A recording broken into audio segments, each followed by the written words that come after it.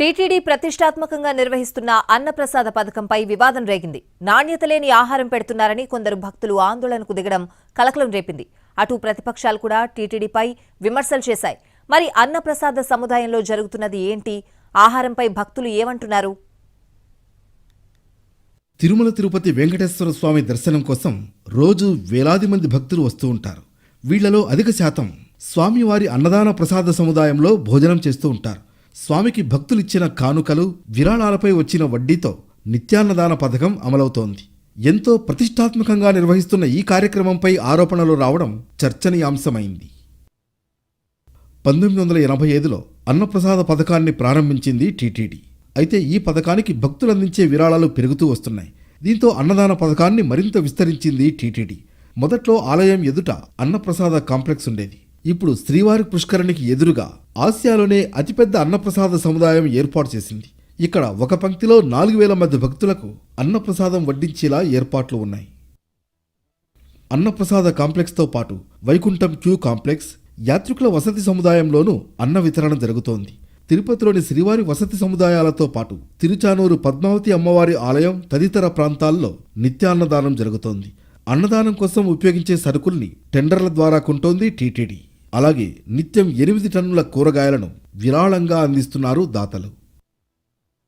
అన్నదాన పథకానికి ఏటా 150 కోట్ల రూపాయల వరకు విరాళాలు అందజేస్తున్నారు భక్తులు. దీంతో ఈ పథకం కోసం బ్యాంకుల్లో చేసిన డిపాజిట్లు 1800 కోట్ల రూపాయలు దాటాయి. శ్రీవారి అన్నప్రసాదంలో నాణ్యత లేదంటూ ఇటీవల సోషల్ మీడియాలో కొందరు భక్తులు పెట్టిన పోస్ట్ వైరల్ అయింది. ఇప్పటి వరకు ఎలాంటి వివాదాలు లేకుండా భక్తుల ప్రశంసలతో ముందుకు వెళుతున్న ఈ పథకంపై ఒక్కసారిగా ఆరోపణలు రావడంతో దుమారం రేగింది. దీనిపై ప్రతిపక్షాలు సైతం ఆందోళన వ్యక్తం చేశాయి. అయితే అన్నదాన పథకంపై వాస్తవాలను పరిశీలించినప్పుడు సోషల్ మీడియాలో జరుగుతున్న ప్రచారంలో నిజం లేదని తేలింది. కొంతమంది పనిగట్టుకుని శ్రీవారి ప్రతిష్టను దిగజార్చేందుకు ప్రయత్నించాలనే విషయం స్పష్టమైంది.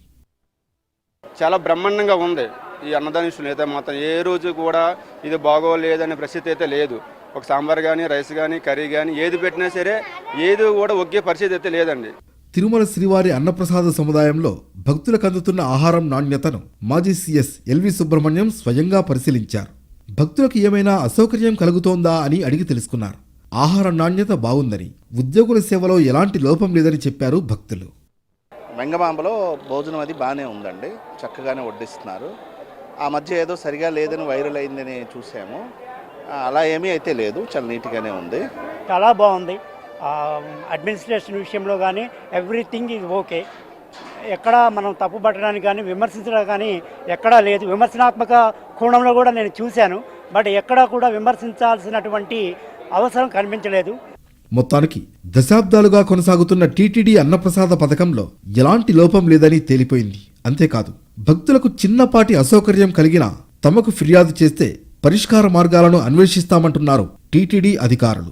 చిన్న చిన్న అంశాలపై గొడవ చేసి శ్రీవారి ఆలయ ప్రతిష్టను దెబ్బతీసేలా ప్రవర్తించడం సరికాదనే అభిప్రాయం అటు భక్తుల నుంచి వ్యక్తమవుతోంది.